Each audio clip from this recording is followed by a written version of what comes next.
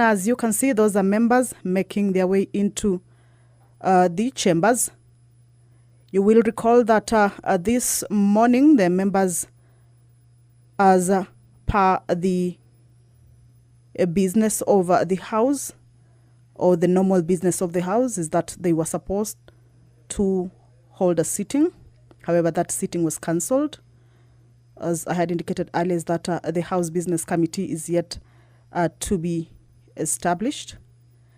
At the beginning of every session, that committee, which oversees the business and the calendar of the House, has to be established for it to be able to plan and guide the House on the business or the agenda that the members, as they sit during the plenary sittings, will be able to transact or consider.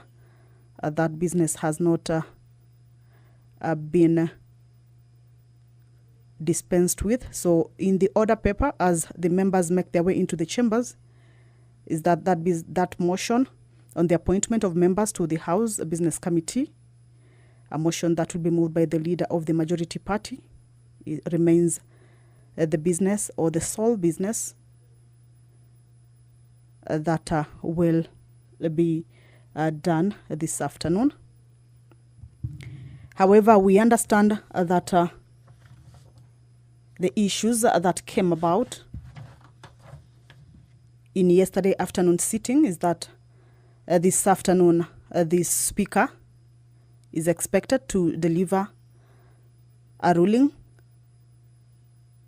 with regards to the leadership of the House, of course, following concerns that were raised by Honorable Millie Odhiambo regarding the judgment on the majority party of the House. You will recall that yesterday afternoon sitting, each member of the House was given an opportunity by the Speaker to ventilate on that particular matter. And members giving their opinions on how that particular judgment, or rather the impact of that particular judgment on the business of the House.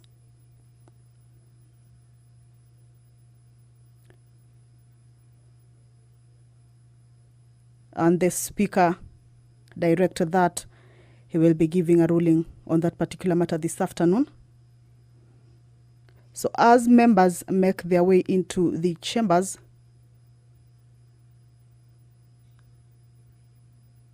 they expect that that particular ruling will be given, or that the direction on which side of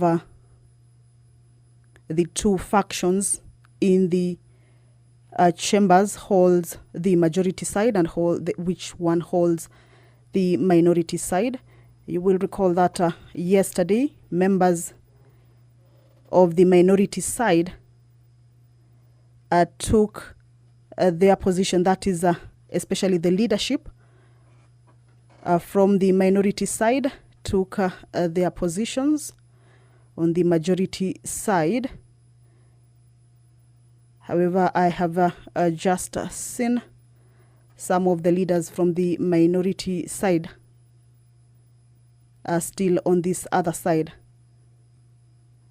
We will wait to see how that situation unfolds this afternoon as the Speaker comes to issue that particular ruling. The Speaker yesterday had indicated that the judgment from the High Court had quashed that decision on the leadership of the House, but the Speaker is the one who will decide the majority and the minority side,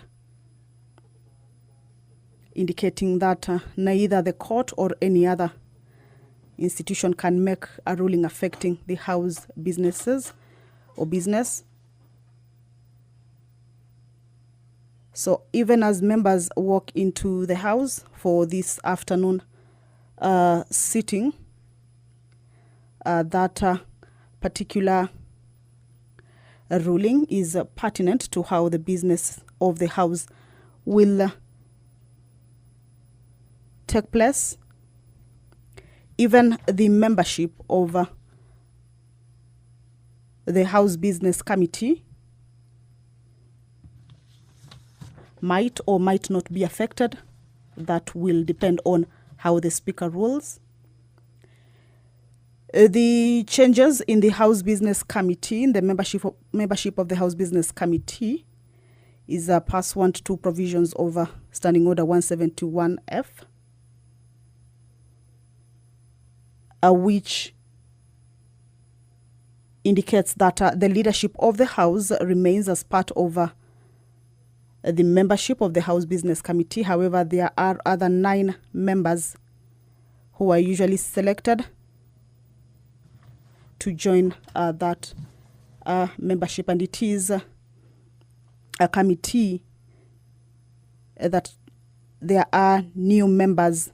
The 9 members are usually new at the beginning of every session. So once this committee is set or agreed upon, is when the House will be able to sit and transact business. That is after the committee has agreed on the agenda of the House and the calendar of the House for the 4th session. The 9 other members are usually nominated by parliamentary parties and approved by the House at the commencement of every session, reflecting the relative majorities of the seats held by each of the parliamentary parties in the National Assembly, and taking into consideration the interests of parties other than parliamentary parties and independents.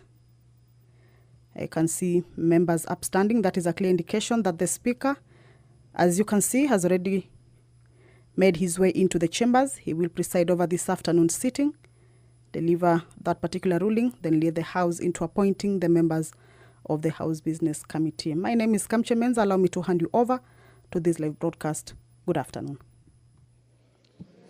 Honorable members, tuombe. Ewe Mwenyezi Mungu, ambaye kwa hekima na wema wako umeteua nyadhifa za viongozi na mabunge kwa ustawi wa jamii na utawala wa haki wa wanadamu. Tukusihi utazame kwa rehema nyingi sisi watumishi wako ambao wameridhika kutuita ili tutekeleze shughuli muhimu za jamhuri yetu. Tunakuomba uteremshie baraka zako sisi tuliokutanika hapa, na utujalie tuyatende na kufikiria mambo yote atakayofikishwa mbele yetu kwa njia ya haki na uaminifu, ili utukufu na sifa zako siendelezwe, na ili kustawisha amani, ufanisi na heri ya nchi yetu na wale ambao haja zao umezikabidhi mikononi mwetu. Amen.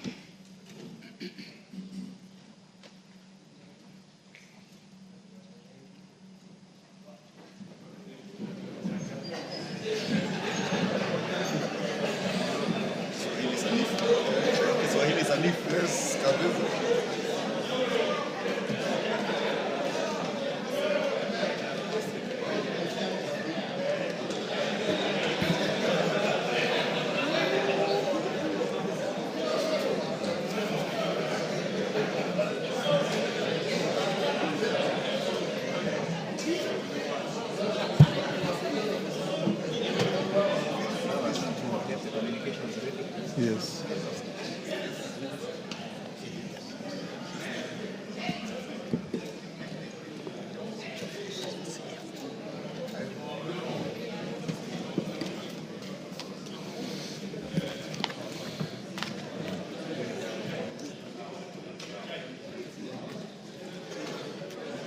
And the other one, you have correct.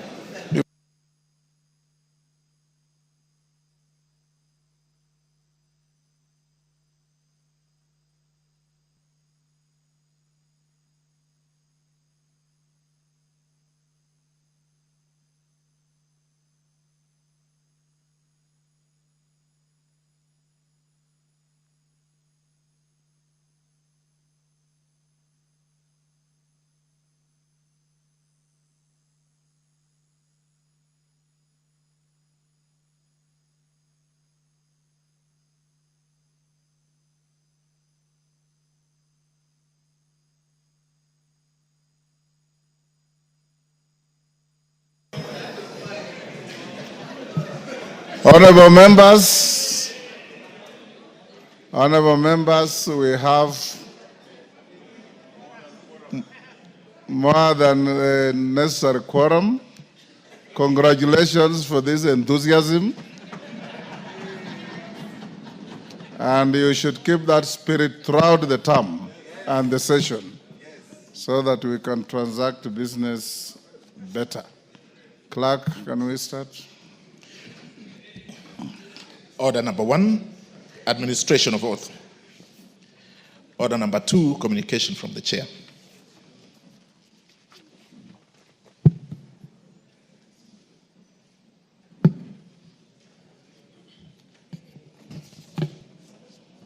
Honorable members, this is not what you're expecting. It will come slightly later. This is a communication on the reconstitution of the Select Committee on the National Government Constituency Development Fund. We left it out yesterday. Honorable members, you recall that during yesterday's sitting on Tuesday, 11th February 2025, I notified the House that the term of 18 committees had lapsed pursuant to the standing orders. I wish to further notify the House that in addition to the 18 committees listed in my communication number 001 of 2025 of yesterday, the term of the Select Committee on the National Government Constituency Development Fund also lapsed yesterday. This is pursuant to Section 50 of the National Government Constituency Development Fund, Cap 414A.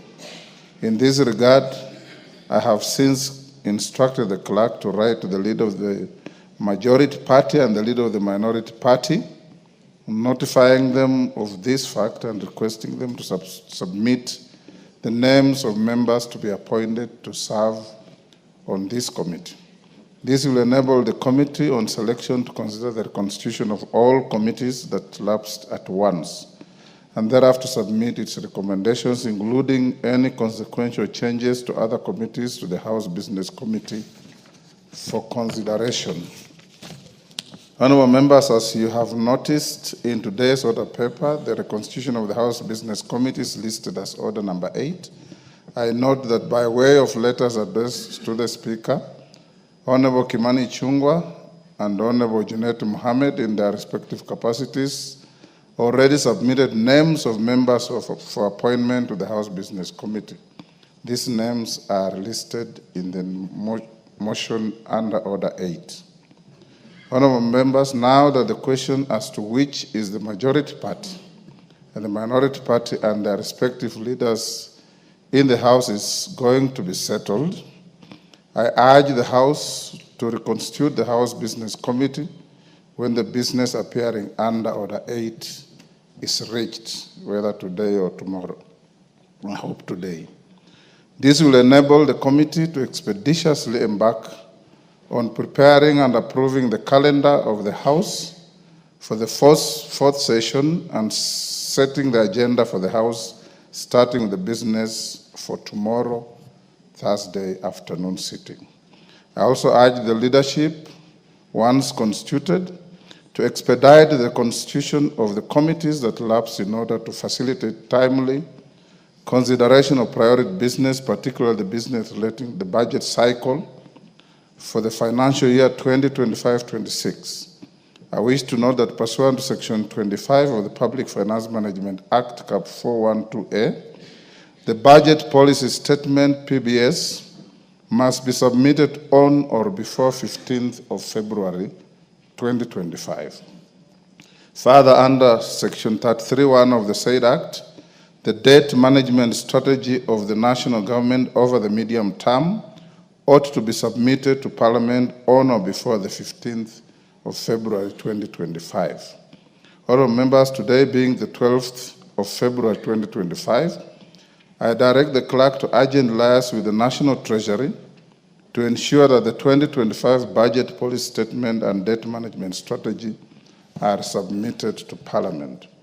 The two documents ought to be tabled either in the course of today's sitting or during tomorrow's sitting, being the last available sitting day as per the prescribed timelines. Having said so, honorable members, strict statutory timelines apply to the consideration of the BPS by the Budget and Appropriation Committee and indeed the departmental committees. Therefore, the urgent formation of the Budget and Appropriations Committee and the Public Debt and Privatization Committee to consider the budget policy statement and debt management strategy cannot be overstated. The House is accordingly guided. Call out messages. Order number 3, messages. Members, take the nearest seats on whichever side you desire.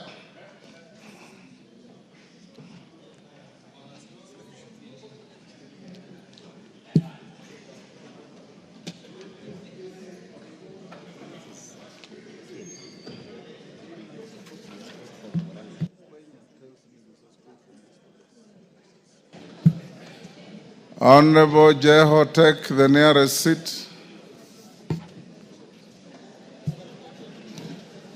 Honorable members, I have a message from the Senate.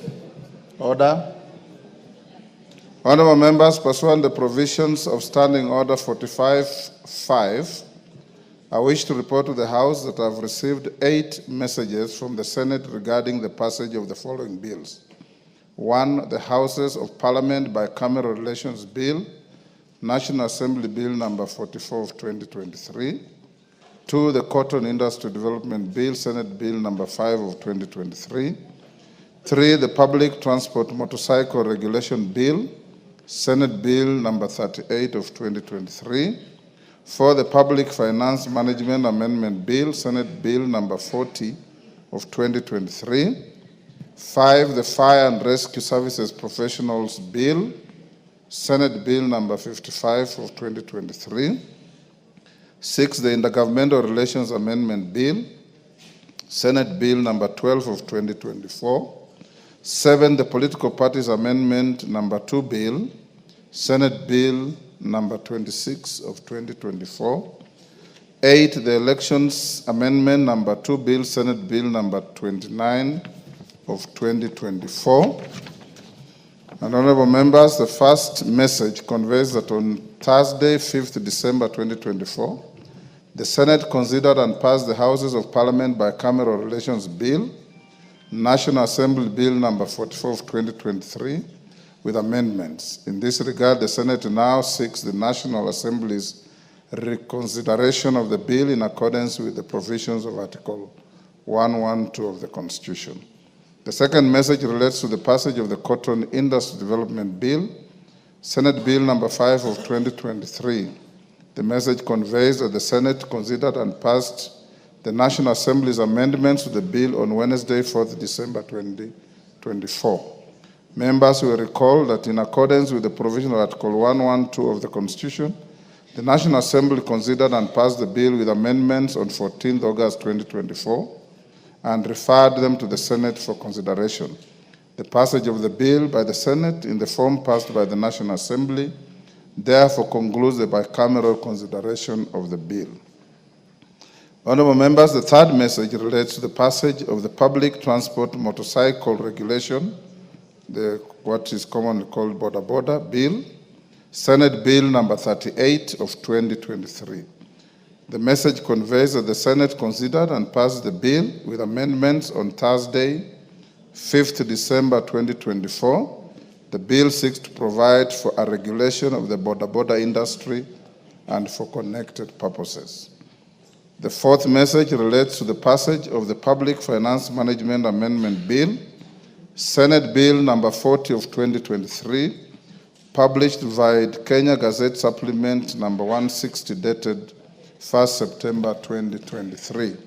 The bill seeks to amend the Public Finance Management Act, Cap 412A, to inter alia require county governments to develop and implement a county revenue collection system and to provide for the process of funding functions that have been transferred from one level of government to another under Article 187 of the Constitution. The message conveys that on Thursday, 5th December 2024, the Senate considered and passed the Public Finance Management Amendment Bill, Senate Bill number 40 of 2023, with amendments. The fifth message relates to the passage of the Fire and Rescue Services Professionals Bill, Senate Bill number 55 of 2023. The message conveys that the Senate considered and passed the bill with amendments on Thursday, 5th December 2024. The bill seeks to provide for the establishment, administration, powers and functions of the Fire and Rescue Services Professionals Board, the examination, training, registration and licensing of fire and rescue services professionals, and for connected purposes. The sixth message relates to the passage of the Intergovernmental Relations Amendment Bill, Senate Bill number 12 of 2024. This bill seeks to amend the Intergovernmental Relations Act, Cap 265F, to establish a structured framework for intergovernmental relations to enhance relations amongst the national government, county executive, and county assemblies. The message conveys that the Senate considered and passed the bill with amendments on Thursday, 5th December 2024. The seventh and eighth messages relate to the passage of the Political Parties Amendment number 2 Bill, Senate Bill number 26 of 2024, and the Elections Amendment number 2 Bill, Senate Bill number 29 of 2024. The bills seek to amend the Political Parties Act Cap 7D and the Elections Act Cap 7 to actualize some of the recommendations and views of the public submitted to the National Dialogue Committee, NADCO, during the National Dialogue Discourse on issues of electoral justice and related matters. The message conveys that the Senate considered and passed the two bills with amendments on Thursday, 5th December 2024. Honorable members, with regards to the Senate amendments to the Houses of Parliament Bicameral Relations Bill 2023, the schedule of amendments is hereby referred to the Departmental Committee on Justice and Legal Affairs for consideration and reporting. With regard to the Senate bills, members will note that standing orders require the Speaker to cause a bill received from the Senate to be read a first time upon conveyance of its message. In view of this, and in order for the House to commence consideration of the Senate bills, I hereby direct the clerk to schedule the bills in the order paper for first reading in the next sitting. Thereafter, the bills stand committed to the following departmental committees: the Public Transport Motorcycle Regulation Bill, to the Departmental Committee on Transport and Infrastructure; the Public Finance Management Amendment Bill, Senate Bill number 40 of 2023, to the Departmental Committee on Finance and National Planning; the Fire and Rescue Services Professionals Bill, Senate Bill number 55 of 2023, to the Departmental Committee on Regional Development; the Intergovernmental Relations Amendment Bill, Senate Bill number 12 of 2024, to the Departmental Committee on Administration and National Security; the Political Parties Amendment number 2 Bill, Senate Bill number 26 of 2024, and the Elections Amendment number 2 Bill, Senate Bill number 29 of 2024, to the Departmental Committee on Justice and Legal Affairs. The House is accordingly guided, and I thank you. Members at the bar, take the nearest available seats. As we do so, allow me to acknowledge in the public gallery, I believe these are students from Kenya Institute of Management, Nairobi campus, Nairobi. On my behalf and on your behalf, I welcome them to the House of Parliament for this afternoon's sitting.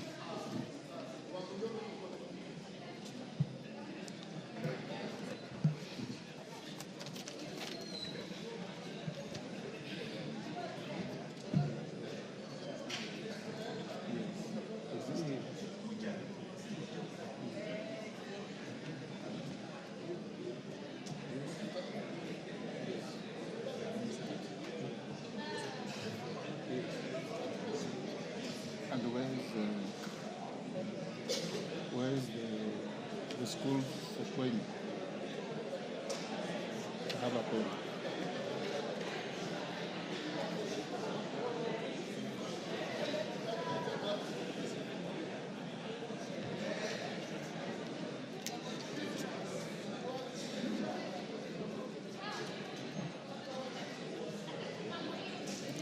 Is it there?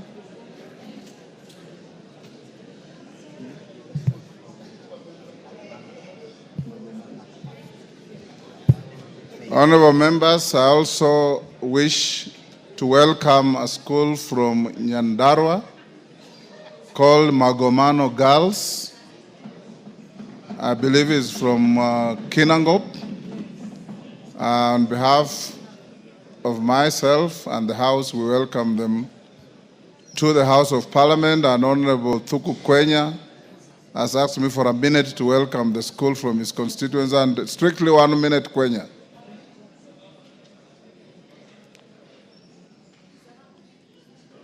You are not allowed to wave at people in the gallery. I'm waving at, sorry, Mr. Speaker, I'm waving at the clerk Yes. for him to just spot where I am.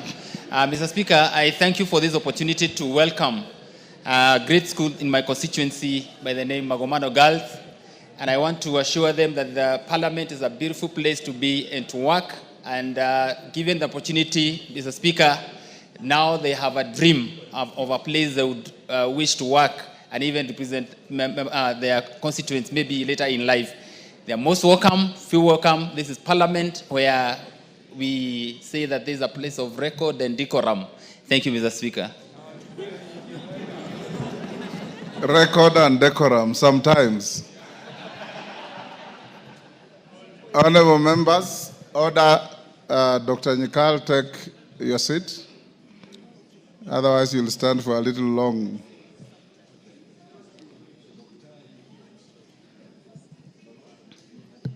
The member coming in, take your seat.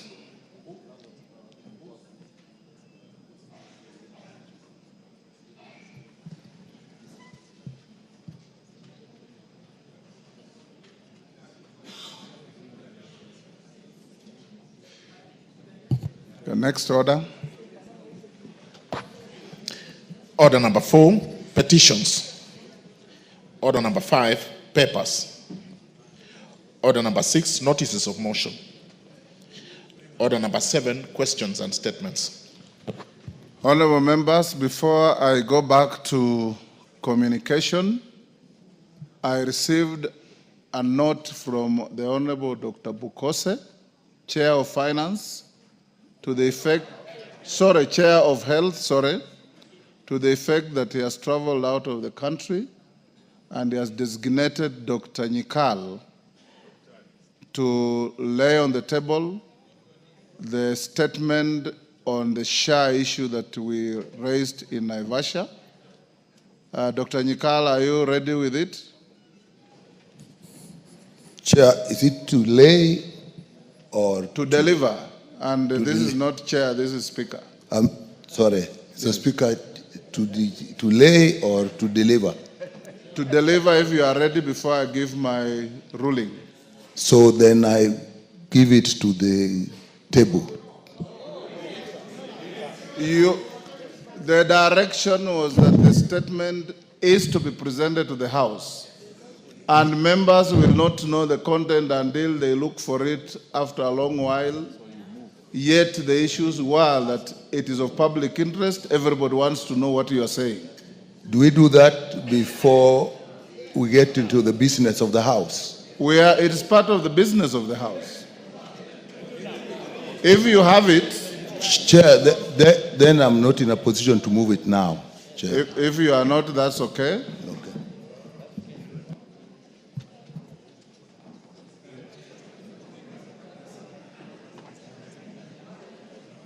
I was also requested by 2 members, the Honorable Dawood and the Honorable Shakil Shabir, to eulogize the passing on of His Highness Prince Aga Khan, the spiritual leader of the Ismailia Muslim community.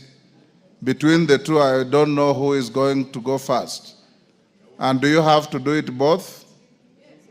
Yes. Who is senior? I'll start with the senior.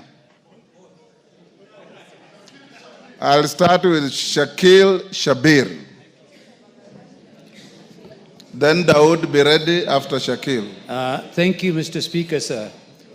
I would like to present a tribute on behalf to the Aga Khan community, the Ismaili community, in respect of the passing away of Prince Karim Aga Khan, whose visionary leadership and unwavering commitment has left an indelible mark on Kenya. He was a beacon of hope for millions around the country. His Highness was the 49th hereditary Imam of the Ismaili Muslims, passed away on the 4th of February 2025, leaving a legacy of compassion, education, and humanitarianism. In Kenya, the Aga Khan's contribution has been transformative across various sectors. His Highness established the Nation Media Group in 1959, which has been the cornerstone of press freedom and media excellence in East Africa. Through the Aga Khan Fund for Economic Development, he founded Serena Hotels, promoting tourism and economic growth while preserving cultural heritage and environmental sustainability. The Aga Khan Education Fund also established Aga Khan schools across the country. The Aga Khan Primary School in Kisumu, where I studied, was a source of pride, producing generations of well-educated individuals who continue to contribute to the nation's development. This institution has even got up to 95%. They were recognized as the top school for a number of years. The Aga Khan hospitals in Nairobi and Mombasa and Kisumu and the Aga Khan University Hospital stands as a beacon of quality health care, providing cutting-edge medical services and also reducing the need for Kenyans to seek treatment abroad. His Highness has also played a pivotal role in education, establishing the Aga Khan academies in Mombasa and Kisumu. As we mourn His Highness, we mourn the loss of His Highness, let us also celebrate his remarkable achievements and the enduring impact of his work in Kenya and East Africa. May his legacy inspire us to strive for a better, more compassionate world. Thank you, Mr. Speaker, sir. Thank you, Dawood Rahim. Thank you, Mr. Speaker. Mr. Speaker, I want to give a tribute to the late His Highness, the Prince Aga Khan Al-Husseini Aga Khan V.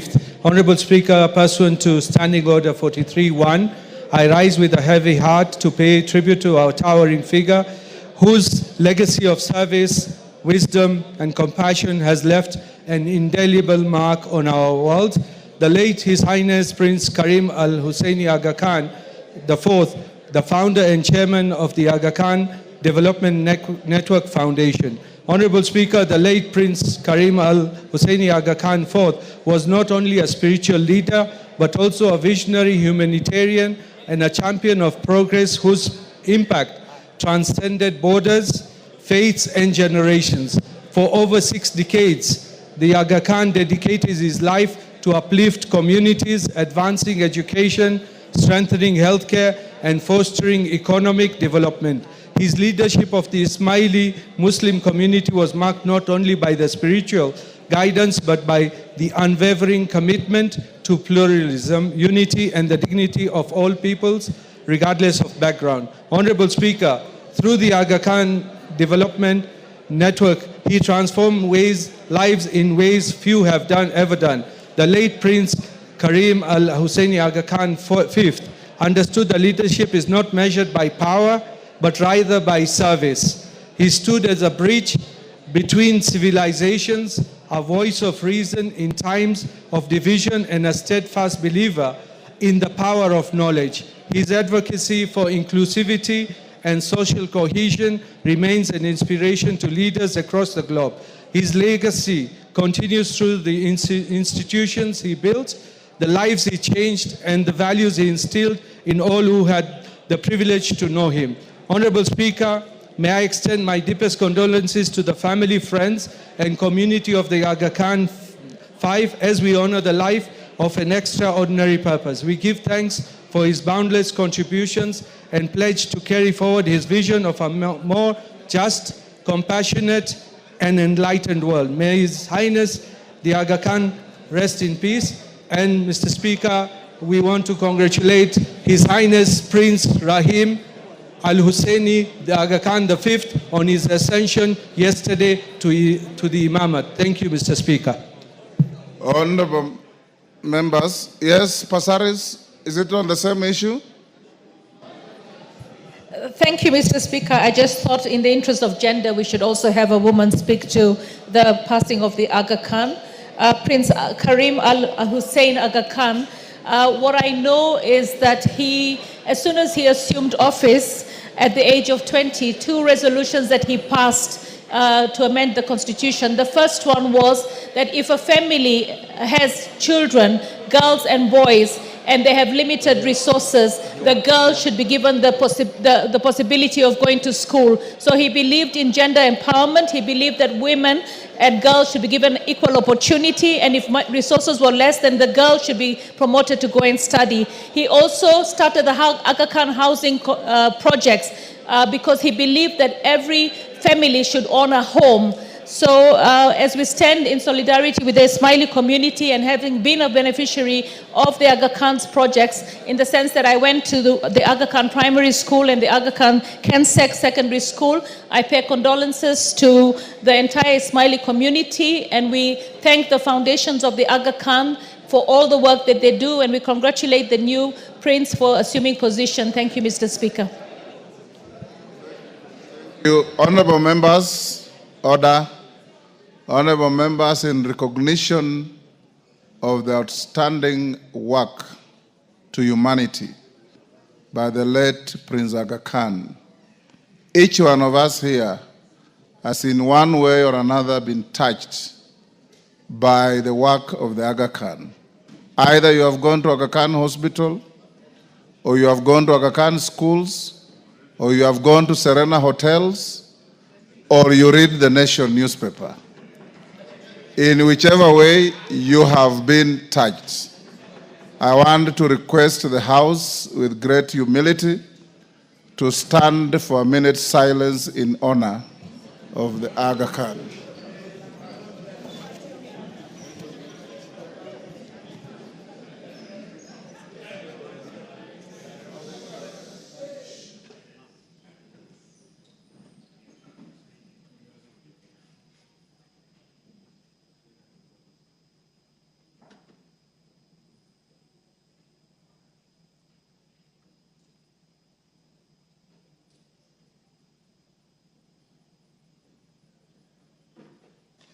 Thank you. Go back to communication.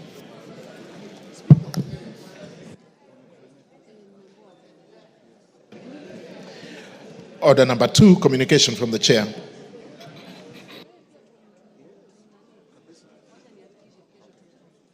Honorable members, those on their feet, take your seats.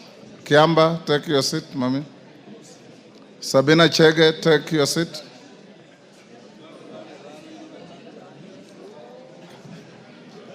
Honorable members, I have a communication to make on the leadership and continuity of the business of the House in the 4th session of the 13th Parliament.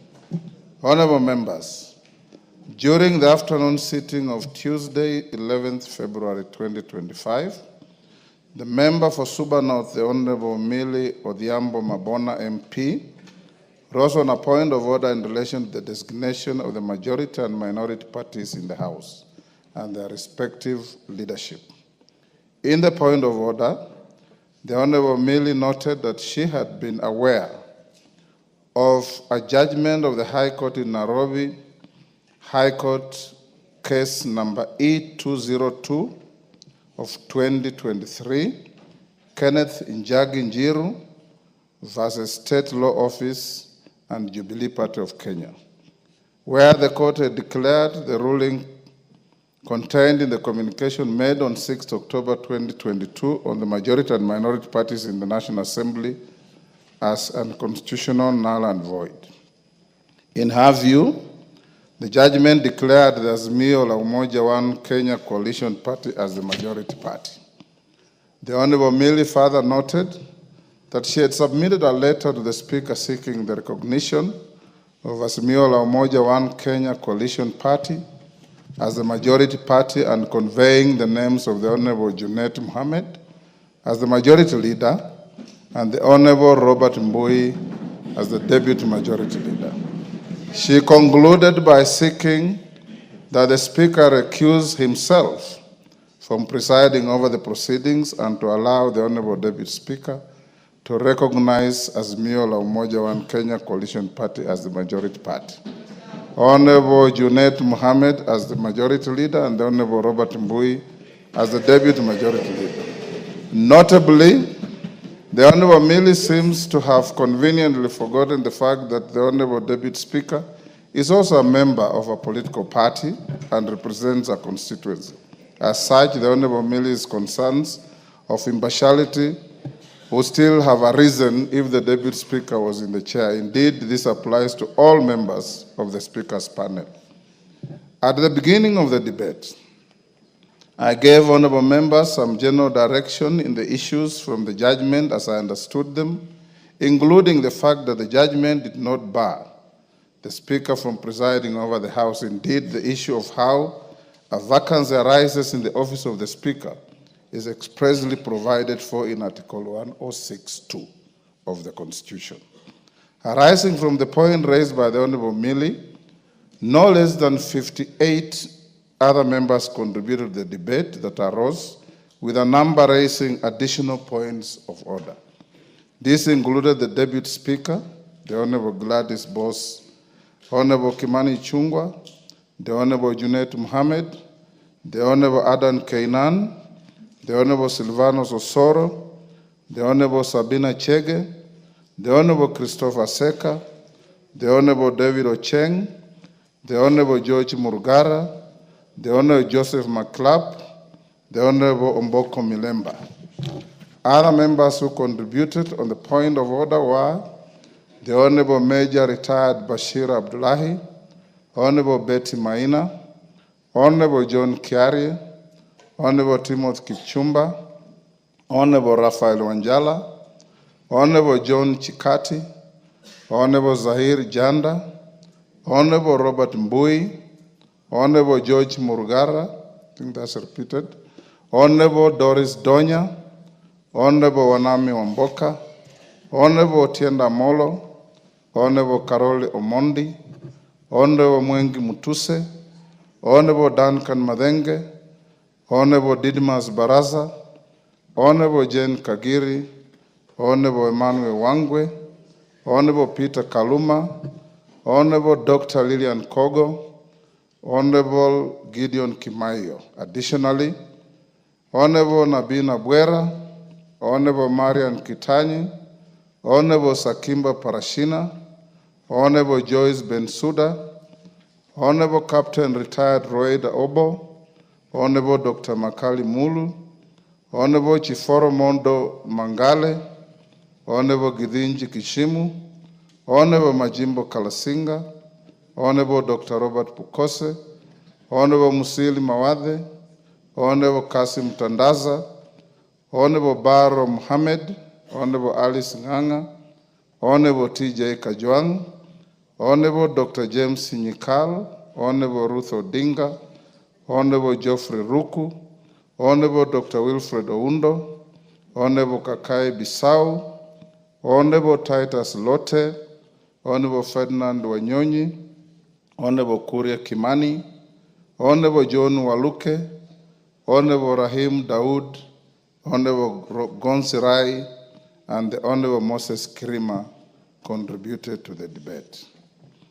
In broad summary, the ensuing debate crystallized the following issues. A, whether the court in its findings designated any party as the majority party or any party as the minority party in this House, and if in the affirmative, whether this was an invitation to the whips to invoke the provisions of Standing Order 19A and 20 on the submission of freshly elected party leaders.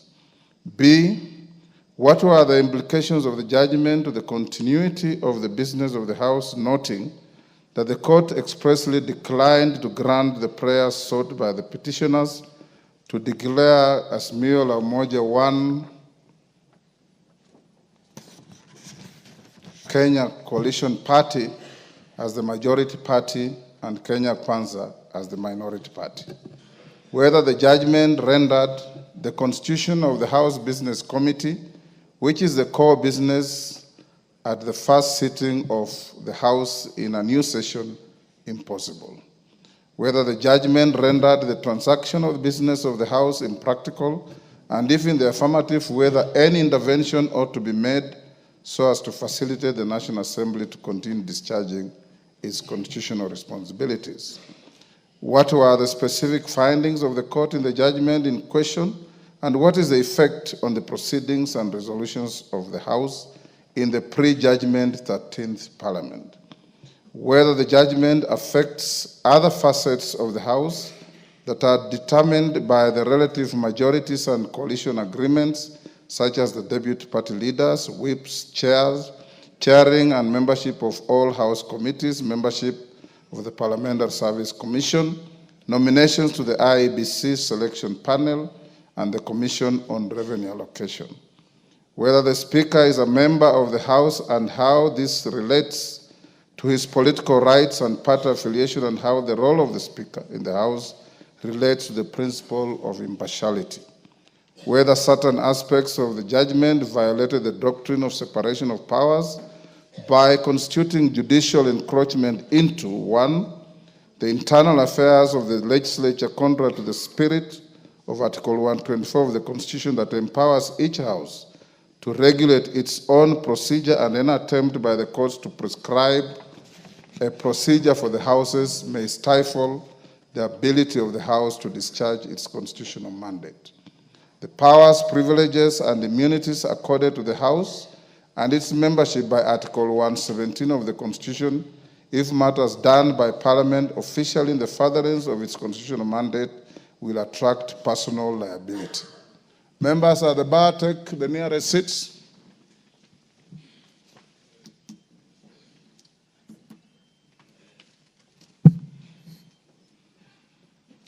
Koyo, take the nearest seat. You don't have to run across the floor. Thank you. While contributing to the debate, the Honorable Mwengi Mutusi tabled a letter dated 30th January 2024 from the Register of Political Parties indicating that the Maendeleo Chap had exited the Azimio la Umoja One Kenya Coalition Party with effect from 25th January 2024. On her part, the Deputy Speaker, the Honorable Gladys Boss, submitted that upon receipt of the judgment, while discharging the role of the Speaker in the absence of the Speaker who was out of jurisdiction, she instructed the Clerk of the National Assembly to seek information from the Register of Political Parties with respect to the status of the membership of the 21 parties represented in the House in any coalition, and to request for certified copies of the relevant coalition agreements. At the conclusion of the debate, the Deputy Speaker tabled a response from the Register of Political Parties, referred as request for information on coalition agreements, dated 11th February 2025. And next to the response were certified copies of coalition agreements relating to A, the Azimio la Umoja One Kenya Coalition Party, the Kenya Kwanza Alliance Coalition, the Kenya Kwanza Alliance Coalition and the Democratic Party, the Kenya Kwanza Alliance Coalition and the Grand Dream Development Party, the Kenya Kwanza Coalition and the National Agenda Party of Kenya, the Kenya Kwanza Alliance Coalition and Chama cha Mashinani CCM, the Taifa Democratic Coalition. Consequently, members, I undertook to consider the concerns raised by the members and documents tabled by the Honorable Mutusa and the Deputy Speaker and to guide the House at this sitting. At the very outset, I wish to note that the judgment seems to have created an element of unprecedented confusion in the affairs of the House. This has affected the manner in which I have now been called upon to guide the House in light of the patent contradictions I have noted in the letter submitted by the Honorable Millie Odhiambo. In communicating confirmation of members of the Azimio coalition as the majority, the Honorable Millie signs off as the majority party whip, National Assembly, against a letterhead that also designates her as the minority chief whip. The letter also fails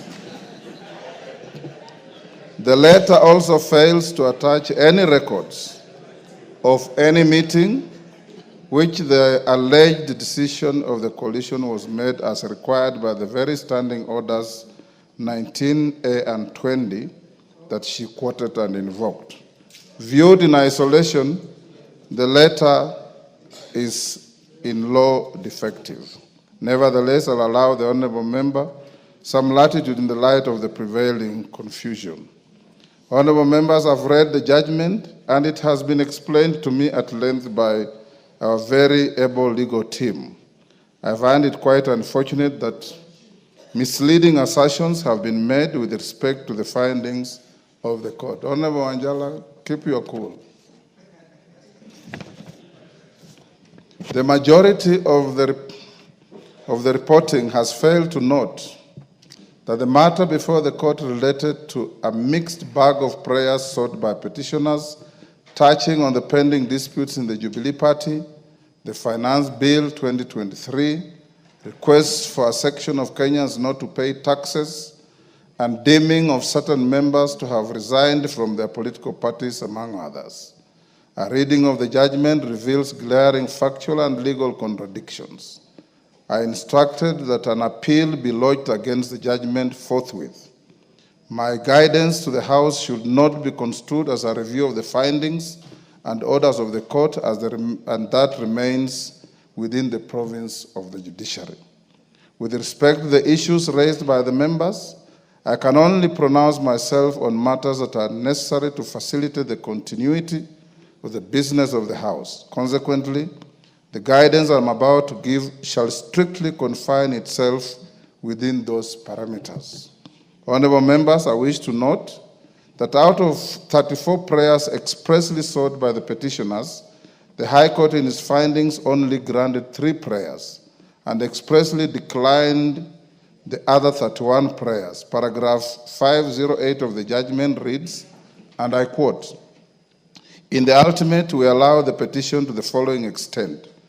It is hereby declared," that's Roman 1, "that the question as to which party or coalition of parties is the majority in the National Assembly in the 13th Parliament was determined by the sovereign will of the Kenyan voters during the 9th August 2022 general elections.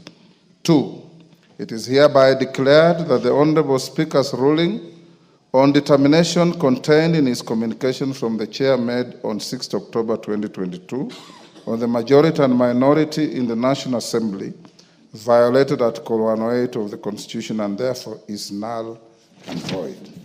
3, it is hereby declared, I'm quoting from the judgment, it is hereby declared that the Honorable Speaker's ruling or determination from the Chair on 6th October 2022 with respect to leadership of the National Assembly on account of his determination of the majority party and minority party in the National Assembly is contrary to and violated Article 108 of the Constitution, and to that extent it's null and void.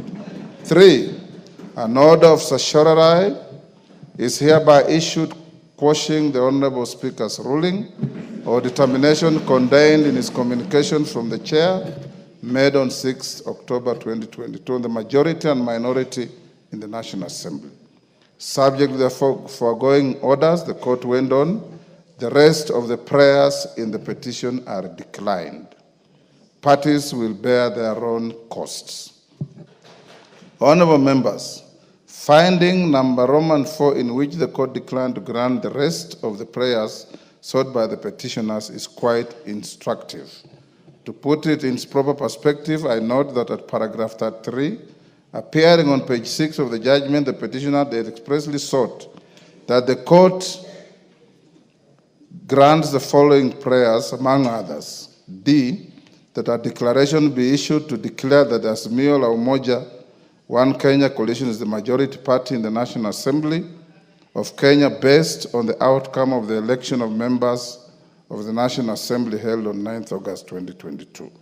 That a declaration be issued to declare that the Kenya Kwanza Alliance is the minority party in the National Assembly of Kenya based on the outcome of the elections of members of the National Assembly held on August 2022.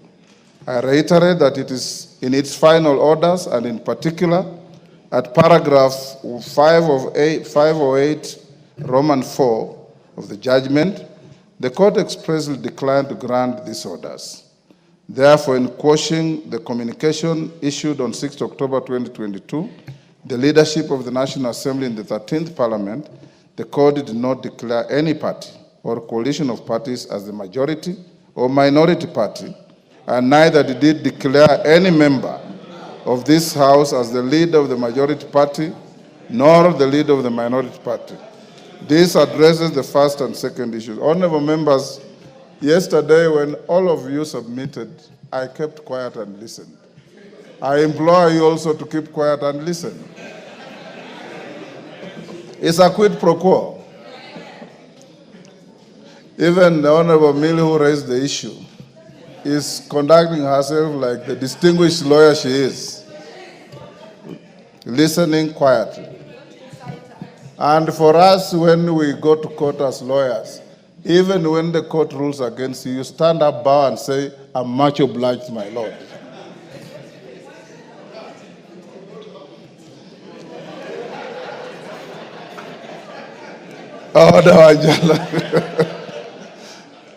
Moving on, honorable members, in its first finding, the High Court cryptically held that the question as to which party or coalition parties in the majority in the National Assembly in the 13th Parliament was determined in August 2022. Whereas the finding of the court is a statement of fact and of law as prevailing on the 9th August 2022, the nagging question as raised by a number of members is whether the law contemplates this determination of the majority and minority parties to be static throughout the subsequent days of a term of Parliament. The Constitution itself enumerates several avenues in which the number of parliamentary seats secured by a party or a coalition at a general election can be subsequently varied. First, Article 103 of the Constitution spells out 7 instances in which a vacancy can arise in the office of a member of Parliament, including death and resignation, and this can drastically affect the numbers or members of a particular party. Secondly, Article 104 of the Constitution provides for the manner in which a member of Parliament can be recalled by the electorate with the result and effect on the parliamentary seats secured by any political party. Thirdly, Article 105 of the Constitution provides for the manner in which the High Court can nullify the election of a member of Parliament with the result and effect on the parliamentary seats by any political party. Fourth, Article 108 of the Constitution, as further expounded in the Political Parties Act, acknowledges the formation and existence of coalitions which, when varied through post-election agreements, have a result and effect on the parliamentary seats associated with a political party or coalition. For instance, apart from the dynamic complexities that we have witnessed around the composition of coalitions since the last general election, honorable members are also aware of the current existence of 3 vacancies in the office of members of Parliament with respect to Banisa constituency, Magarin constituency, and Ugunja constituency. A further vacancy exists with respect to the nomination slot vacated by the Honorable John Badi. How is the House meant to treat a change in its relative majorities arising from the current existing 4 vacancies? Honorable members, to my mind, all the cited scenarios create avenues for the exercise of the sovereign will of the people to determine the majority and minority in the House. By quashing the guidance that I gave for purposes of ensuring the continuity of the business of the House, the court recreated the very same question that arose at the commencement of the 13th Parliament as to which party or coalition is the majority or minority in the House. Honorable members, the third schedule to the Constitution prescribed the oath that I took pursuant to Article 74 of the Constitution before assuming office as your Speaker. Having been elected by yourselves on 8 September 2022, I swore to bear true faith and allegiance to the people and the Republic of Kenya. I undertook to faithfully and conscientiously discharge my duties as Speaker and to obey, respect, preserve, and protect and defend the Constitution.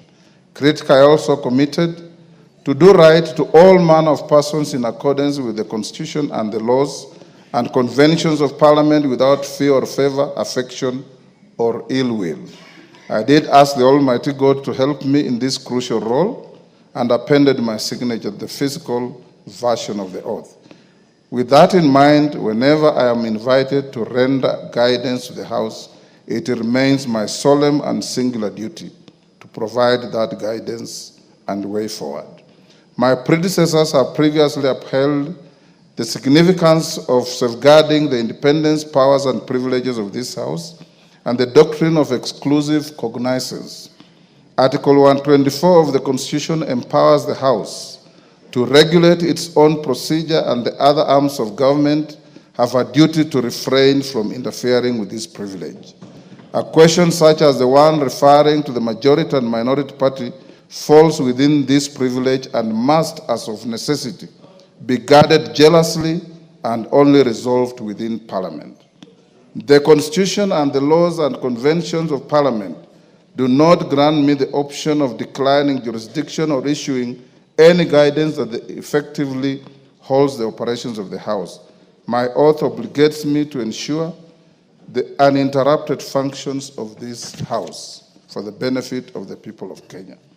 In its finding number 3, the court held that the communication was null and void. Debate arose as to whether this finding affected the propriety of all the business that the House has transacted since it was inaugurated on 8 September 2022. There were perceptions and assertions that the legislation so far passed by the House may have been voided. It should be beyond doubt that there was no order of the court in this regard to precipitate this kind of thinking, and there cannot have been such a blanket order as the issues placed before the court by the litigants did not question legality and competence of Parliament to legislate on matters before it's safe for the prayers relating to the Finance Act 2023 and Appropriations Act 2023, and these prayers were expressly dismissed by the court. Members at the bar, take the nearest seats.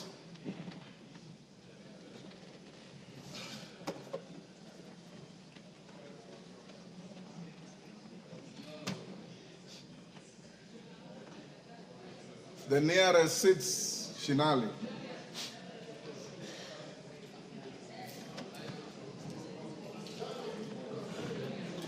Osero, take the nearest seat. Thank you. It should be beyond doubt that there was no order of the court in this regard. Sorry, I've read that. As ably noted by the Honorable Member for Kikuyu, the decisions which arise from the business transacted by the House has no relation to which party is designated as the majority or minority. They are decisions of the House as a whole. From where I sit, no debate can arise as to the legality of the actions taken by the House prior to the invalidation of the communication. I need not belabor this point. To To the critical matter at hand, Article 108 of the Constitution establishes the offices of party leaders in Parliament and outlines the order of precedence to be observed in the National Assembly as follows. There shall be a leader of the majority party and a leader of the minority party. The leader of the majority party shall be the person who is the leader in the National Assembly of the largest party or coalition of parties. The leader of the minority party shall be the person who is the leader in the National Assembly of the second largest party or coalition of parties. The following order of precedence shall be observed in the National Assembly: the Speaker of the National Assembly, the leader of the majority party, and the leader of the minority party. In determining which party or coalition of parties is the majority party and minority party, primary reference has to be made to the results of the last general election. As noted in previous guidance on the designation of the leadership of the House, the exercise must be informed by reference to formal records of membership of the political parties represented in the House and their affiliations, if any, with each other through pre- and post-election coalition agreements. It will be noted that the Independent Electoral and Boundaries Commission, IEBC, via Gazette Notice number 99509951 of 2022, both dated 23rd August 2022, Gazette Notice number 10535 of 2022, dated 5th September 2022, Gazette Notice number 10537 of 2022, dated 7th September 2022, and Gazette Notice number 10710 of 2022, dated 9th September 2022, declared all the persons duly elected and nominated as members of this House and their respective parties at the general election. With respect to the affiliation between the parties currently represented in the National Assembly, Standing Order 2B requires the Clerk of the National Assembly to obtain a certified copy of any coalition agreement entered into between two or more political parties. As guided in previous rulings by the speakers of this House, Standing Order 2B was intended to allow the House to determine its relative majorities and resolve, among others, any disputes between constitutive parties of coalitions, to the membership of the Parliamentary Service Commission, nominations to the Commission on Revenue Allocation, and positions in the East African Legislative Assembly. Honourable members, indeed, as noted by members in their contributions to the debate herein, the continuity of the business of the House and consideration of the orders of the court under finding Roman 1 of the judgment would be significantly embedded without access to the most current information on any coalitions formed or dissolved by the parties represented in the House today, and any variation in the membership of those coalitions and parties. This information must be juxtaposed against the current membership of the House. Indeed, several members, including Honorable Millie Odhiambo, Honorable Junet Mohammed, Honorable Peter Kaluma, Honorable Mboko Milemba, Honorable David Ocheng, Honorable Sabina Chege, Honorable Mwengi Mutuse, Honorable Major Retired Bashir, and others referred to what they call changed circumstances in the composition of the respective coalitions and parties within the House. Allow me to take you, honorable members, down memory lane, just but for illustration. During the 7th Parliament, where yours truly was a member, there arose a leadership dispute between Ford Asili and Ford Kenya as to which party was the official opposition. Each party had 31 seats, leading to a dramatic and humorous incident where the late Honorable Martin Shikuku, you may recall that the leader of Ford Asili was the Honorable late Kenneth Matiba, who was not having good health at the time.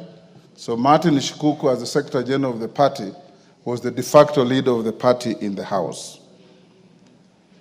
They were leading dramatic and humorous incidents where the late Honorable Martin Shikuku and the late Honorable Mzee Jaramogi Oginga Odinga alternatively claimed the seat reserved for the leader of opposition in the House on a first-come, first-occupied basis.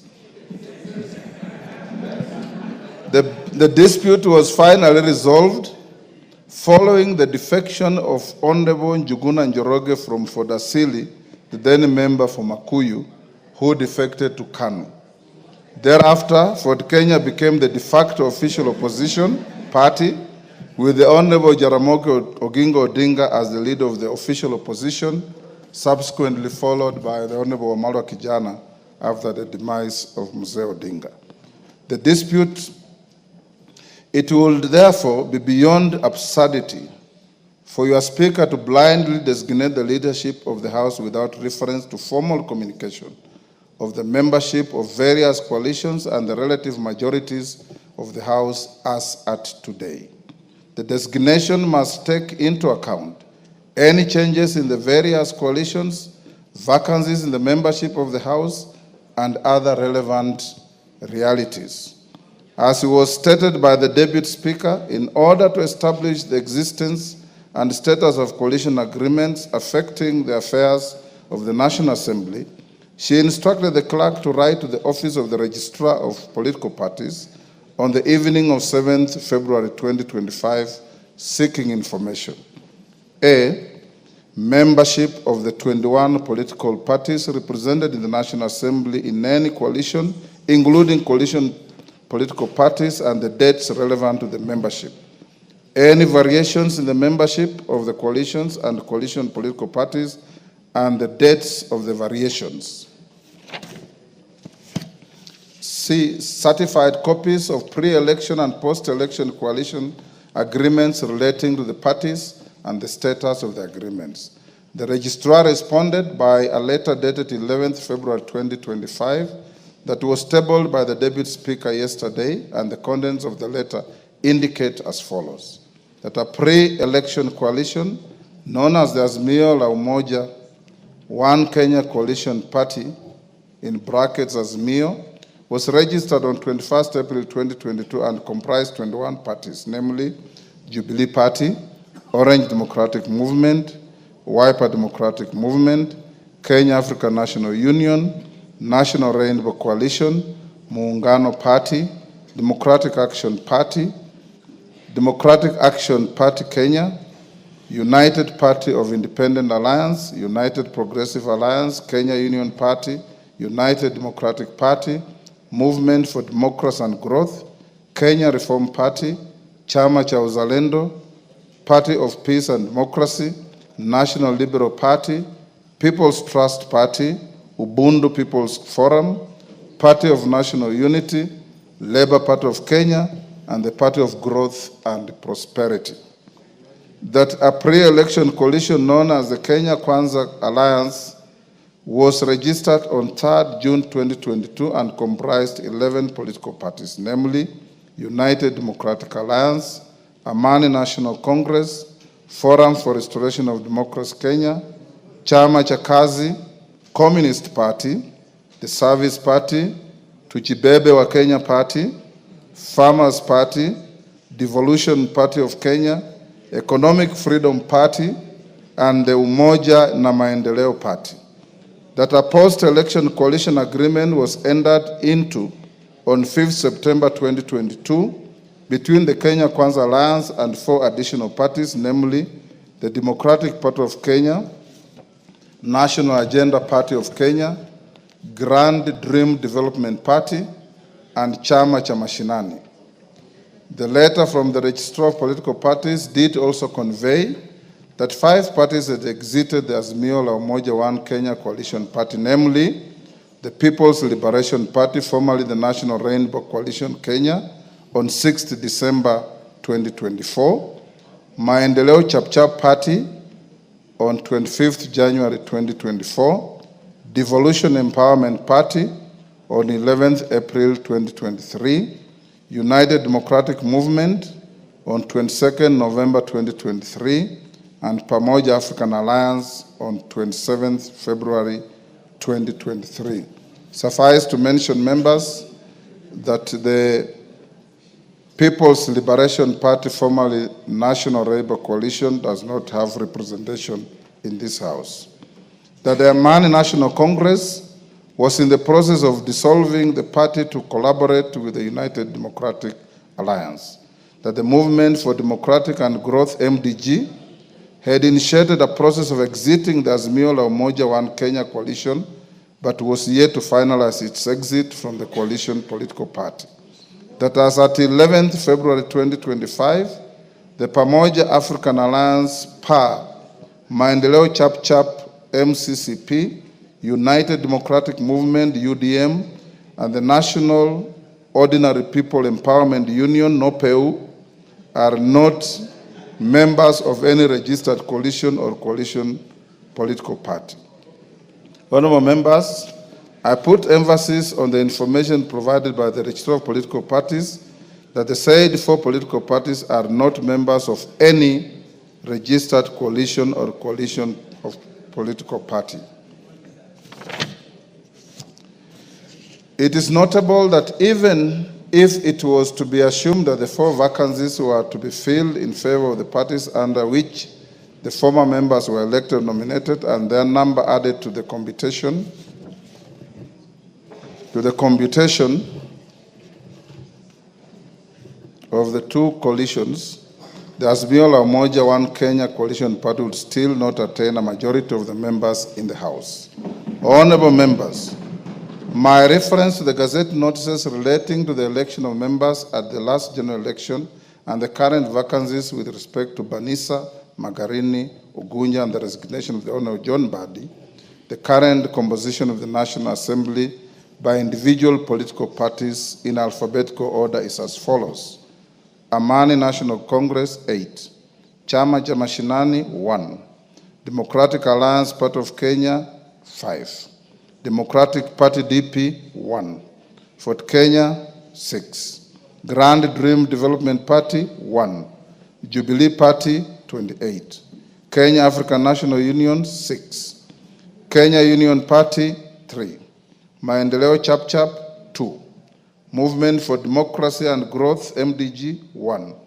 National Alliance Party of Kenya, 1. National Ordinary People Empowerment Union, NOPEU, 1. Orange Democratic Movement, ODM, 83. Pamoja African Alliance, PA, 3.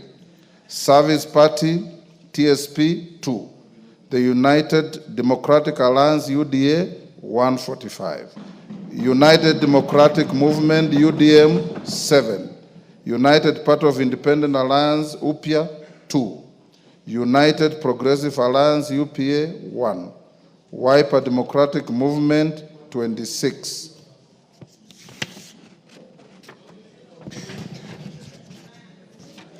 A simple calculation of the cited numbers with reference to the communication and coalition agreements received from the register of political parties indicates the cumulative number of the members of the constituent parties of the Azimio la Umoja One Kenya Coalition Party and the Kenya Kwanza Alliance as follows. Azimio la Umoja One Kenya Coalition Party consists of 154 members, computed by adding the membership of the Orange Democratic Movement, Jubilee Party, Wiper Democratic Movement, Kenya African National Union, the Democratic Alliance Party of Kenya, the Kenya Union Party, the United Party of Independent Alliance, and the Movement for Democratic Growth. The Kenya Kwanza Alliance consists of 165 members, computed by adding the membership of the United Democratic Alliance, the Amani National Congress, Ford Kenya, the Service Party, the National Agenda Party of Kenya, the Grand Dream Development Party, the Democratic Party, and the Chama cha Mashinani. Honorable members, it's notable that the numbers relating to the Azimio la Umoja One Kenya Coalition Party are tinged by a slight element of doubt with respect to membership of the Movement for Democratic and Growth, MDG. You will recall the expressed sentiments made by the sole member and party leader of the MDG yesterday in the House, dissociating both himself and the party from the Azimio la Umoja One Kenya Coalition Party. However, I decline to engage in this controversy. Arising from the foregoing, the Kenya Kwanza coalition is the majority party, and the Azimio la Umoja One Kenya coalition party is the minority party in the House.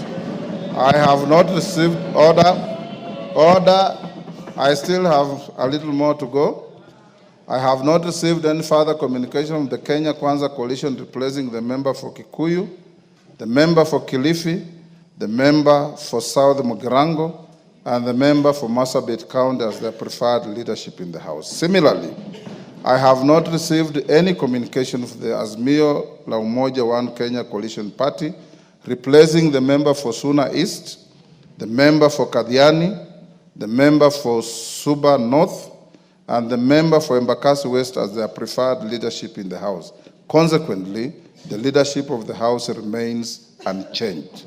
Permit me at this stage, honorable members, to address the fate of 14 members who, as per the letter from the Registrar of Political Parties, belong to parties other than parliamentary parties that are not affiliated with the two identified coalitions in the House. I wish to reiterate that the 14 members and all independent members shall be treated equally in nomination to the committees of the House and access to any other attendant entitlements. The Speaker shall, under Standing Order 174-2B, decline to approve any list of members nominated to serve in committees that does not take into account interests of all members, including the 14. Honorable members, under Standing Order 172, the Committee on Selection is responsible for nominating members to serve in all committees, including the remaining 17 sessional committees that I listed yesterday in the communication on resumption of sittings for the 4th session and the lapse and reintroduction of business. I urge the committee to prioritize the constitution of the Budget and Appropriations Committee in light of the communication that I gave you earlier on the budget policy statement. In summary, therefore, honorable members, I guide as follows. The Kenya Kwanza coalition is the majority party in the House. Azimio la Umoja One Kenya coalition party is the minority party in the House. To the extent that I have not received any communication from the Azimio la Umoja One Kenya coalition party or the Kenya Kwanza coalition replacing their leadership in the House, the leadership existing as at the end of the last session remains the leadership of this House. I thank you.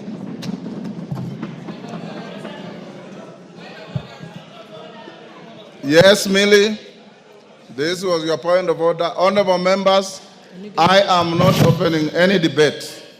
I'm giving Honorable Millie because she was the owner of the point of order. After she finishes, we go to the next order. Rosary Martin.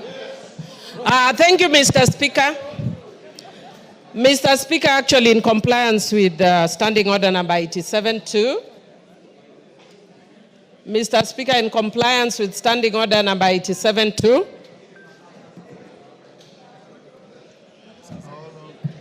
somebody was calling me. Yes, I just wanted to indicate that in compliance with Standing Order number 87-2, I am actually not going to raise any issues regarding... May I have my standing orders? Go on now. Thank you. Yes, go on. Yeah, thank you, Mr. Speaker. Mr. Speaker, I just wanted to say that in compliance with Standing Order number 87-2, I will not raise any issues regarding the communication that you have just given. I'm a very law-abiding citizen and cognizant of our standing orders. And further, Mr. Speaker, I also just wish to indicate that as Azimio, and much more so, those of us who are very keen on ensuring that Baba clinches the AU position, we want to be sure that we follow the rule of law and that we support a broad government which is not based. And we are encouraging the government to be both broad and based. It is broad but not based. For those who have not learned literature, understand what I'm saying. This government is broad but it is not based. So don't call us to be in a broad-based government. It has to be broad-based government. And Mr. Speaker, I also just want to say that as Azimio, we follow. No, I'm not going to congratulate you. Mr. Speaker, this one is talking towards me, but I ignore him. Ignore him, you are senior. He should listen to me. I'm ignoring him. Osoro. As Azimio. Honorable Osoro. But Mr. Speaker. Millie Odhiambo is your learned senior. Yes. Listen to her. But Mr. Speaker, don't even worry, I can handle him. I'm capable in all manner to handle him. Mr. Speaker, as adherents, as Azimio, we are adherents to the rule of law. And Mr. Speaker, as those who adhere to the rule of law, I want to indicate just that the way you say as lawyers, yeah, that we speak as lawyers. Yes. I want to indicate that as Azimio, we very respectfully disagree. I will not go to the substance. But we very respectfully disagree with your communication. And Mr. Speaker, I want to say, again, a philosophy in my local community that says, Ngamatek konyono kwesimeru. When a strong man steps on your mother's pipe, you tell your mother to remove her pipe. That philosophy acted when my mother, in the generation of my mother. In my generation, if Angamatek Onyonokwesimeru, you point at the eyes. You point at the eyes of Ngamatek, respectfully. So, Mr. Speaker, I want to say that today, you are Ngamatek. Ngamatek is the strong man. You are stepping on my mother's toe. But I will respectfully tell you, Mr. Speaker, that I don't agree with you as a strong man, that you are stepping on my mother's toe. And as Azimio, we are going to take further action until you stop stepping on my mother's pipe. And I respectfully, Mr. Speaker, note your communication. Thank you, Honorable Millie Odhiambo. Order. I'm not opening any debate. Honorable Millie Odhiambo, that is how the law works. It is not necessarily popular. It's not necessarily likable. It is just the law. Shakespeare said it's an ass. It is the law. So when you obey the law, sometimes you may step on somebody. Sometimes you may not. But the law remains the law, and in the law we trust, in our constitution we trust. Finally, I want to join all of you in wishing our patriarch, our leader, Raila Amolo Odinga, success in the election as the chair of the African Union Commission, where the first vote to be cast will be that of President William Samoei Ruto of Kenya. I have also, Honorable Millie Odhiambo, directed the majority leader and his counterpart after this ruling that in constituting committees, they should go beyond broad and base. Order. I will not open any debate. Next order.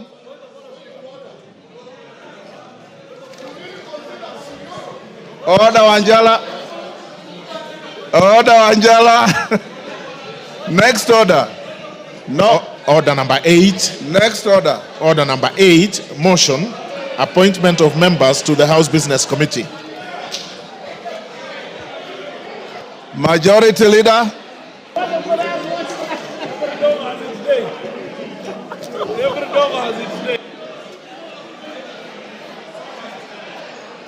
Majority Leader.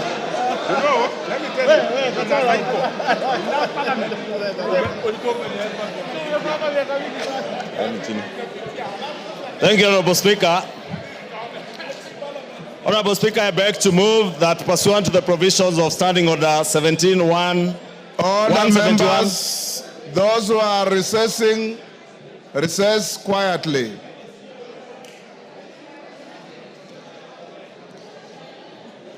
Thank you, Honorable Speaker. I beg to move that pursuant to the provisions of Standing Order 171, 1F, this House approves the appointment of the following members to the House Business Committee in addition to those specified under paragraph A, B, C, D, and E. 1, the Honorable Omboko Milemba, CBS MP. 2, the Honorable Robert Mbui, CBS MP. 3, the Honorable Faith Wairimo Gitao, MP. 4, the Honorable Samuel K. Chepkonga, CBS MP. 5, the Honorable Adan Welie Keinan, CBS MP. 6, the Honorable Tom Joseph Francis Kajuang, MP. 7, the Honorable Sarah Paulata Korere, MP. 8, Who is the on a Honorable point of Joshua. order?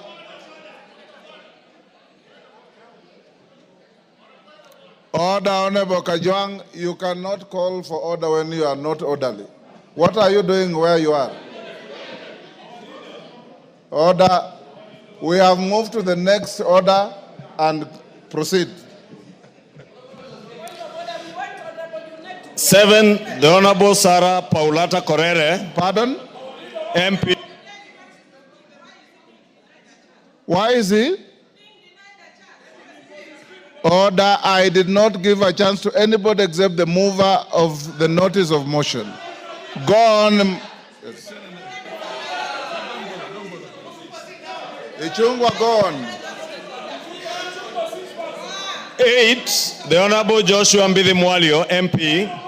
9, the Honorable Umul Kher Kasim Sheikh, MP. Honorable Speaker, as members may know, this is a very critical committee. And Honorable Speaker, the other members of the committee sit in that committee by virtue of their offices. And with those few remarks, I beg to move and request the Honorable Aden Keinan to second the motion in agreement. Kainan. I second, Mr. Speaker. Order, honorable members. Order. Take your seats. Order.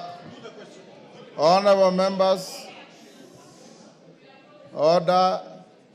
Honorable Millie's point of order was not a party point of order. It was a point of order by the distinguished member for Suba North.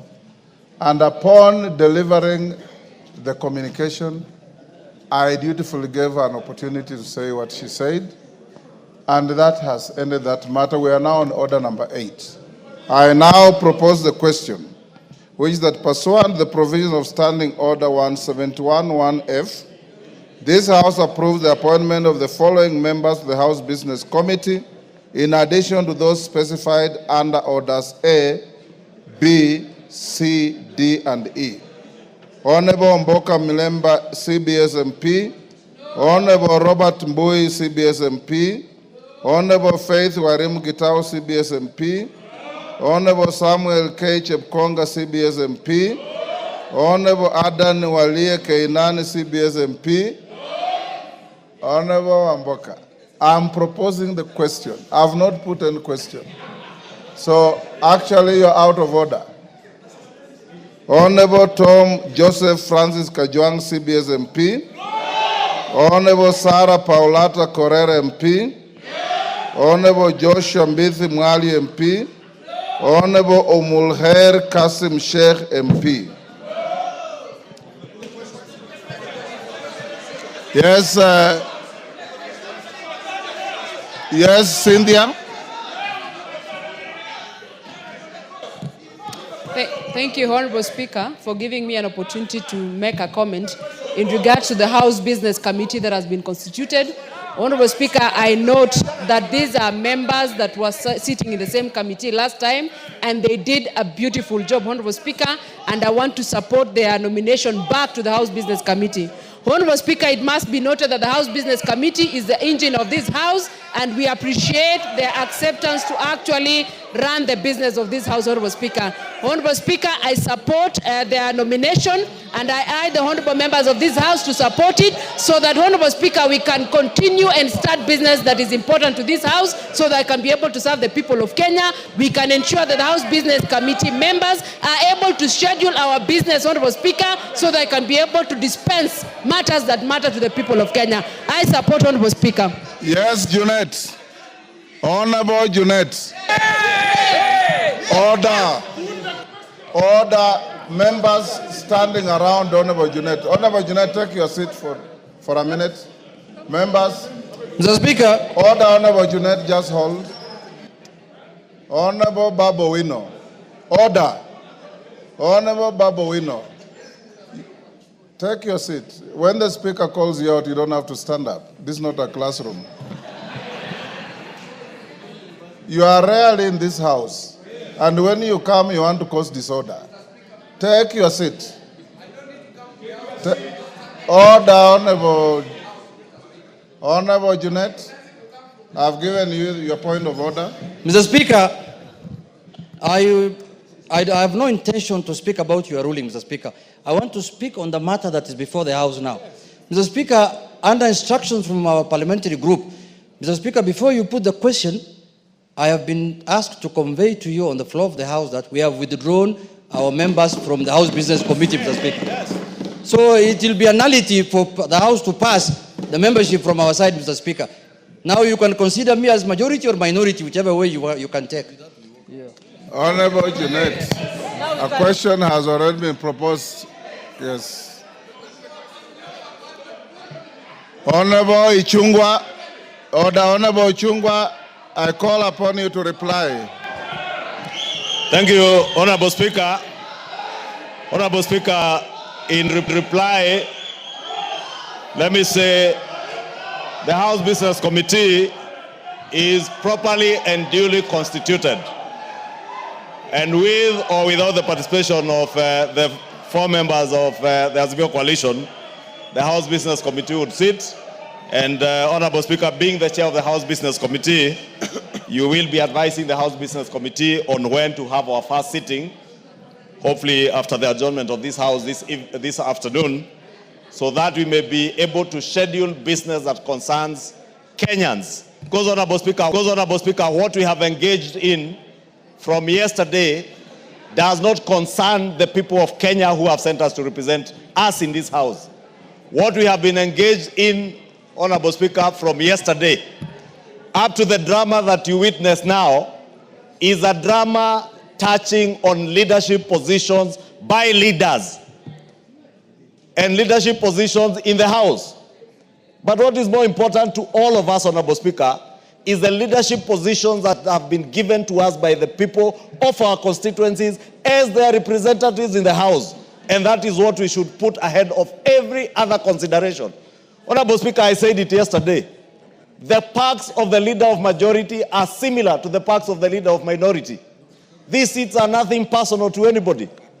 Honorable Speaker, even the chairs of committees, Honorable Speaker, the small sitting allowance they get as chairs of committees do not even commensurate with the amount of work that chairs and vice chairs of committees have to put in and the amount of sacrifice that they make, Honorable Speaker. And therefore, I really want to implore on all our members, including my brothers and sisters from the Azimio Coalition, to put the people that they represent ahead of their own interests as leaders and conduct the business of the House in addressing the pertinent issues that are concerning the people of Kenya today, Honorable Speaker. As you indicated, Honorable Speaker, we have business to have all the 18 committees whose term have come to an end reconstituted, Honorable Speaker, some of which have a huge implication on the lives of our people. You have seen students in both our primary and secondary schools are waiting for school capitation. The cabinet yesterday did approve the supplementary appropriations bill, and this is the money that Kenyans are waiting for. Money to go to our children, not just for bursaries, but even for school capitation, to enable government to also hire the additional 20,000 teachers that are going to help in our schools, Honorable Speaker. And those are the things, Honorable Speaker, that I say should be concerning us now. And I really want to urge that you do convene the House Business Committee, hopefully immediately after this vote, Honorable Speaker, for us to be able to schedule business and reconstitute those committees that will help us to pass the budget policy statement for this year and the supplementary appropriations bill that will be coming to this House in the next few days. Thank you, Honorable Speaker, and I beg to reply. Honorable members, before I put the question, it is important that we put certain matters in proper perspective. Standing Order 58 reads as follows. After the question has been proposed on a motion, the motion shall be deemed to be in the possession of the House, and such motion shall not be withdrawn without the leave of the House. That's number one. Number two, I received communication from Honorable Kimani Ichung'wah, Honorable Junet Mohammed. And I want to put it on record so that it is clear to all Kenyans. Honorable Kimani Ichung'wah wrote to the Clerk of Parliament, Samuel Njoroge, on 6th of February as follows. And this is after I had spoken personally to both Honorable Ichung'wah and Honorable Junet, asking them to propose names to the House Business Committee. Honorable Ichung'wah wrote, Dear Sir, reference nomination of Kenya Kwanza Alliance members to the House Business Committee. Further to your letter referenced NA L&P HBC stroke 2025 stroke CORR in bracket 001 dated 3rd February 2025, I hereby submit the following names of members of the Kenya Kwanza Coalition for appointment to the House Business Committee, in addition to those specified under Standing Order 171, 1B and D. The Honorable Samuel Chepkonga, CBS MP, was in Gishu County, male. The Honorable Omboko Milemba, CBS MP, Vihiga County, male. The Honorable Faith Wairimu Gitao, CBS MP, Nyandarua County, female. The Honorable Joshua Mbithi Mwalio MP, Machakos County, male. The Honorable Umulkhair Kasim Sheikh MP, Mandera, female.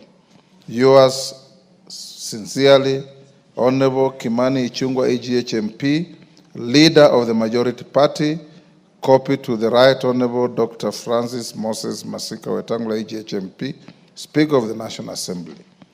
On the 10th of February, I received a letter from the Honorable Junet Mohammed addressed to the Clerk of the National Assembly. Dear Sir, reference nomination of members to the House Business Committee.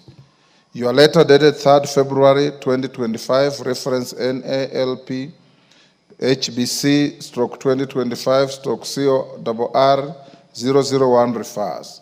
The Minority Party nominates the following members to the House Business Committee in accordance with the standing orders. The Honorable Mbui Robert MP, the Honorable Francis Kajwang Tom Joseph MP, the Honorable Wali Adan Kainan MP, the Honorable Korere Sarah Paulata MP, yours sincerely, Junet Mohammed, Honorable EGH MP, Suna East Constituency, leader of the Minority Party in the National Assembly. At the time the Honorable Junet wrote this letter, the judgment under contestations that has gone on yesterday was already out. And he knew and designated himself, rightly so, as the minority leader. I call out today for the motion to be moved. The majority leader moved the motion, and it was seconded by the Honorable Kainan. Once a motion is moved, you can either move an amendment seeking the necessary support from the House that shall be put to a vote, or you keep your cool. You do not change the content of a motion by picketing on the floor of the House and making statements that are completely unparliamentary and unhelpful. As it is now, the motion that you are going to vote to is properly the House, fully carrying the names of both sides of the House, the majority and minority, and upon voting on the motion, I direct all members who, if they're passed by the motion, to go to room 9 for the first meeting of the House Business Committee to schedule business for tomorrow. And this House must, and I repeat, we have a greater duty to the people of Kenya than the shenanigans that we want to display here. The mover of the point of order yesterday, Honorable Millie Odhiambo, said she respects the outcome. She doesn't agree. That is part of fair game in an arena that is judicial or quasi-judicial, like this House. Like I said, we go to court, you lose a case, you don't fight the judge, you don't insult the judge, you say, much obliged, my lord, you'll come to fight another day.